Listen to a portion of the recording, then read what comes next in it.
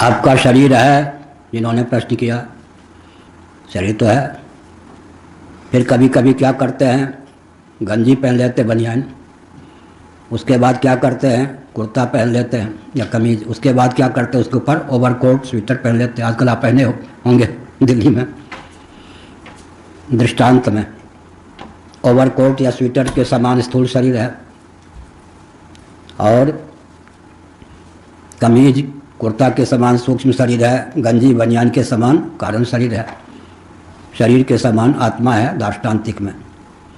स्थूल शरीर सूक्ष्म शरीर का अभिव्यंजक संस्थान है। ये संबंध अभिव्यंजक संस्थान माने प्रकट करने वाला। जैसे बल्ब है और बादल विद्युत को व्यक्त करने में समर्थ है, ऐसे स्थूल शरीर में पंच कर्मेंद्रियों के, पंच ज्ञानेंद्रियों के, पंच प्राणों के, अंतःकरण चतुष्टय के अभिव्यंजक संस्थान हैं। इन्हीं के माध्यम से सूक्ष्म शरीर की अभिव्यक्ति होती है। स्थूल शरीर के द्वारा सूक्ष्म शरीर की अभिव्यक्ति होती है। सूक्ष्म शरीर का अर्थ है अतीन्द्रिय, कर्मेंद्रियाँ, ज्ञानेंद्रियाँ, अंतःकरण और प्राण, इनका समुदाय। इसी को लिंग शरीर कहते हैं। फिर कारण शरीर होता है, जिसको इनका उपादान अविद्या कहते हैं। गाढ़ी नींद में कारण शरीर की स्फुट अभिव्यक्ति होती है। जब हम व्यवहार दशा में कहते हैं अहम अज्ञा है, तो अज्ञान में तादात्म्यापत्ति होती है, उसी का नाम कारण शरीर है। स्थूल शरीर सूक्ष्म शरीर का, सूक्ष्म शरीर कारण शरीर का अभिव्यंजक संस्थान है, इनको व्यक्त करने में समर्थ है। कारण शरीर अविद्या जीव का अभिव्यंजक संस्थान है। जीव जीवबंधन जगदीश्वर परमात्मा का अभिव्यंजक संस्थान है। अभिव्यंग की अभिव्यक्ति अभिव्यंजक के अधीन होती है। अभिव्यंजक के तारतम्य से अभिव्यंग की अभिव्यक्ति में तारतम्य होता है। जैसे कि विद्युत की अभिव्यक्ति बल्ब और बादल के अधीन होती है, बल्ब और बादल के तारतम्य से विद्युत की अभिव्यक्ति में तारतम्य होता है। स्थूल शरीर जो एक दिन शव के रूप में परिणत होता है, यही इसका असली स्वरूप। स्थूल शरीर जो एक दिन शव के रूप में परिणत हो जाता है, असली स्वरूप इसका यही है। जीवित है तो इसका मतलब कर्मेंद्रिय, ज्ञानेंद्रिय, अंतःकरण, प्राण इसमें विद्यमान है प्रारब्ध के कारण। प्रारब्ध जब शरीर में रहने का पूर्ण हो जाता है तो स्थूल शरीर कर्मेंद्रियों से, ज्ञानेंद्रियों से, प्राणों से, अंतःकरण से विहीन हो जाता है, शव हो जाता है। शव में व्यवहारक क्षमता लाने वाला सूक्ष्म शरीर है। सूक्ष्म शरीर का जो बीज है उसी का नाम अविद्या कारण शरीर है।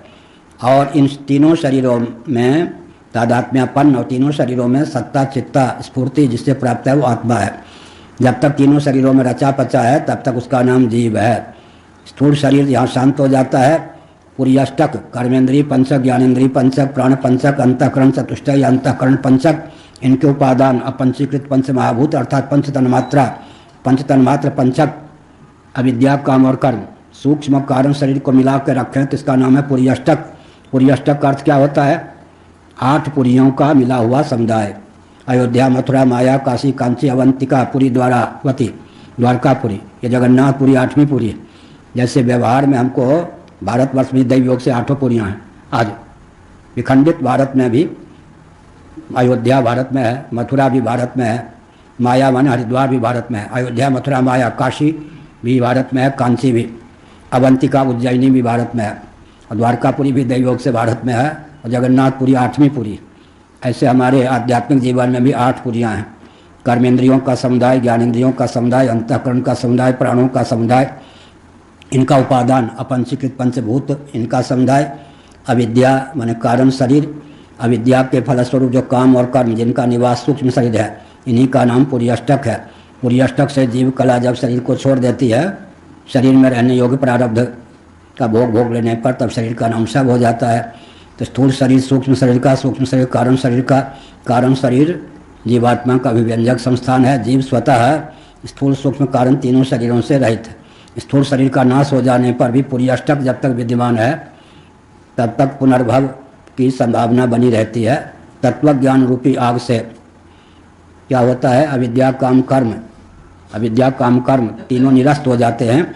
तो देहत्याग के बाद फिर जीव को न कारण शरीर प्राप्त होता है, न सूक्ष्म शरीर, न स्थूल शरीर। इसी का नाम विदेह कैवल्य है।